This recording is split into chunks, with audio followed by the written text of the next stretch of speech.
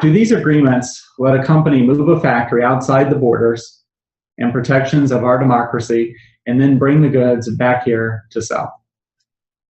I don't know if the agreements say you can do that, but I mean, yes. So if you're producing a product, here's a good example. If you're producing a product in Kansas City, you could then produce maybe that exact same product. You have to kind of work through the rules of origin, but maybe you could do it in Mexico City or in Monterey and then import that product. And that's what we see a lot of companies do is, you have to kind of work through that. My cost to make it here is X. My cost to make it there is Y, and then all of a sudden, then you have to add in, well, what's it going to cost me to get it here? How does that do to my inventory dollars?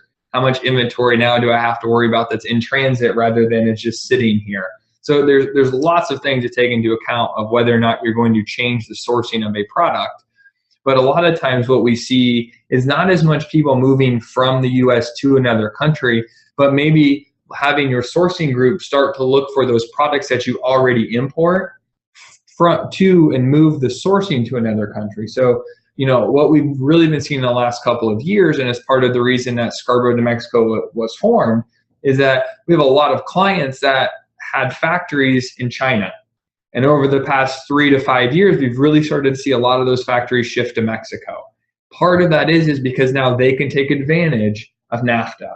So you look at something that was maybe 3% customs duty, and now you're paying 0%. And that 3% off of that makes a big difference when we start talking about the landed cost of your product. Especially if you're talking China to Mexico, you do things like you take a 30-day supply chain and you turn it to 7. So how much that's 23 days of inventory that's no longer on the water. So what does that look like in dollars for you? That's just one example or one thing to look at. Is transportation cheaper or more expensive? Right now, it'd be hard to say that because, the Far East rates have kind of bottomed out. But, as we see those rates climb back up again, what does the truckload market look like coming out of Mexico City versus a container coming out of Shanghai, China?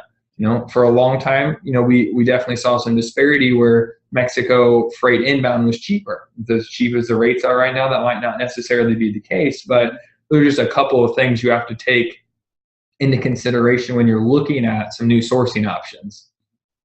And that's something that Scarborough and our consulting team does all the time for folks. Is we come in and we look at products and we look at alternative sourcing options for a company. For example, just like you said, if you're buying plastics from China, could you buy plastics from Thailand to take advantage of GSP? Mm-hmm. Those kinds of things. That's something that our consulting group does all the time, and happy to look at that for any of our clients that are on the call today. Is to look for alternative sourcing and where you might be able to take advantage. There's a lot of data out there, a lot of data to be mined that we can look at to look at your products and compare them to free trade agreement countries and see if maybe you can find a supplier in those countries. Of course, then you always have to weigh the cost of the product and the cost to get it here. Mm-hmm. That's why we always that's why we've been seeing more of the nearshoring in Mexico and Canada, as Adam had stated. So again, great question.